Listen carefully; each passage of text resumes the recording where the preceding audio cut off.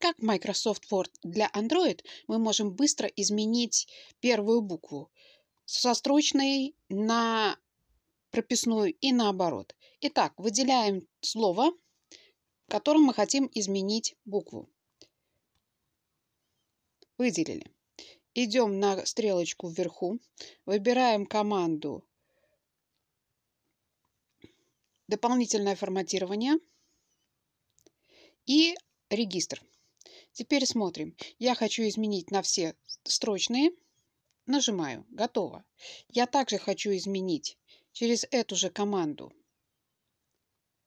на все прописные. Если же мне нужно поставить первую букву в предложении, то мне нужно выделить первое слово в предложении и зайти в дополнительное форматирование в регистр и применить команду «Как в предложении». Пользуйтесь!